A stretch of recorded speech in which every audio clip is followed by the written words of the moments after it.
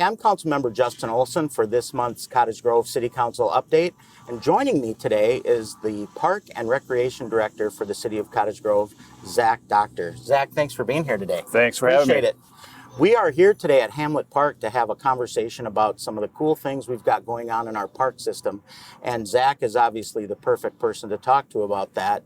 So Zach, one of the questions that I always hear from residents is, how many parks do we have? How much park and trail space do we have? How much green space do we have? Do you have some answers for them? Sure do. Justin, we have 38 parks in Cottage Grove, but they come in all sorts of different sizes and shapes. But when you add it all up, we have almost 2,000 acres of public park and open space. As a matter of fact, there's a national program called the 10-Minute Walk Program. The goal is to make sure that every resident in the United States of America has a park within a 10-minute walk of their house. I see. And I don't know the exact data on Cottage Grove, but I can tell you that we always rank very highly. So that's something we're very proud about, and I think that our leaders have made a dedicated commitment to bringing parks and recreation to Cottage Grove for years and generations, and we hope to continue to do that moving forward. One of the other things that's kind of neat about our park system is, we get a lot of use from out-of-town visitors. I know that we have various tournaments and events that take place. Maybe you can tell us a little bit about some of the things that go on each year that our residents may not necessarily know about. Sure. You're right. Our facilities are very well designed and maintained very well, which allows us to host a lot of large events and tournaments and sporting programs and things like that. You might recall, Justin, that we did an economic impact study about 4 years ago. We did, yes. Which was really neat. And what that did is it studied all the sport programs in Cottage Grove. What it told us was that over $4 million of economic activity comes from just hosting sporting events in Cottage Grove. So that's people coming into Cottage Grove, and maybe they're playing a game on a Tuesday night, or they're here for the weekend and staying in a hotel, and they're going out to eat and doing things like that. So I thought that was a really neat study, and it shows that there's real money in these programs that we put on. It matters to the community on many different levels, not just for the people that are using it, but it also helps the economic activity of the community. So that's very exciting news. I also know that we get a lot of rentals down at River Oaks. We have our ice arena, but people may not know that they can also rent park space here in the city of Cottage Grove. How do they do that, and what sorts of events can they utilize that space for? Sure.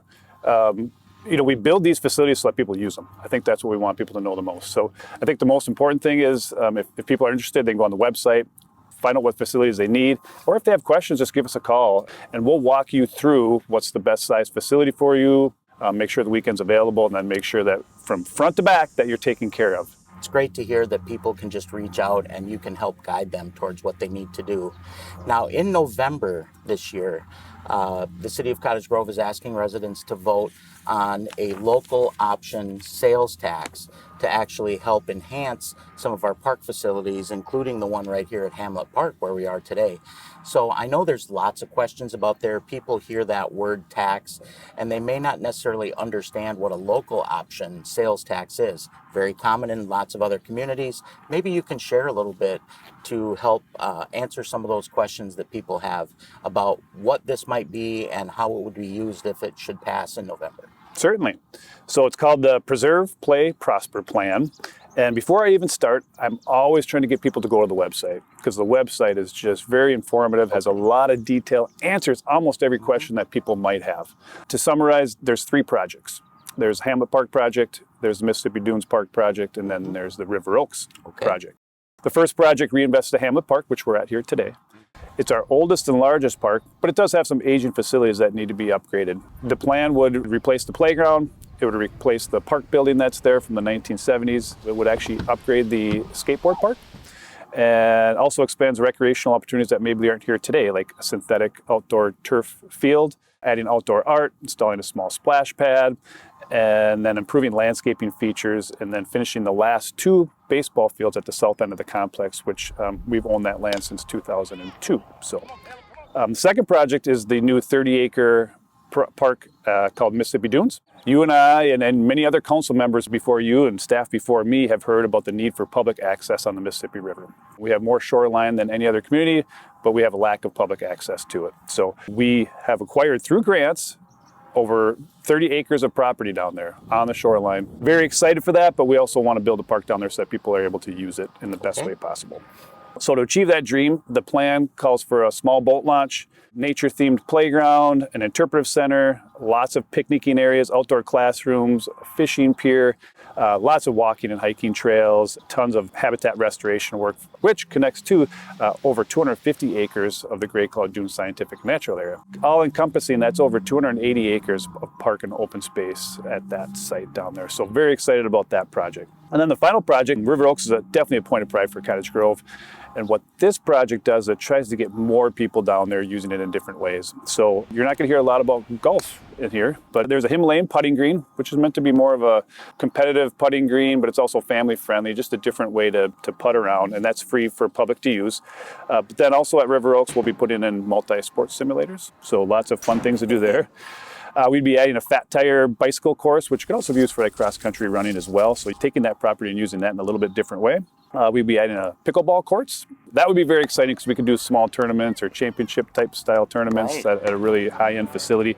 But then that court could also be used for different events. It could be for a small band concert. It could be for a wedding or whatever else might be. Okay. So, and then general improvements to the building, connecting those two buildings that are separate right now, and then improving the patio space. So those are the three projects, and one of the things I always like to make sure is I want residents to know that this was not a knee-jerk reaction. We spent a lot of time studying what people want in Cottage Grove. So you might remember we did the Reimagining Recreation Survey. I do remember that, yes. Which we went out in the community and asked them what they wanted in recreation in Cottage Grove. And we developed this long list of things that people want. We tried to take all those projects and piece them into these three different projects. So it's an effort for us to try to give the residents an opportunity to vote on what they want in their parks. And come November, it's up to them to vote how they want to vote and see where it goes. And again, I would encourage people to go onto the website because all the financial implications are on there, all the project information, and any other questions they might have. And as always, I'm an email or a phone call away. Sure. I'm sure you are too. I am. I'm always available, yeah. Happy to get the facts out because we just want people to be educated when they go to the polls. And the website is preserveplayprosper.org. Okay, great. One thing too about the local option sales tax that I think is interesting is when the projects are paid for, the sales tax goes away.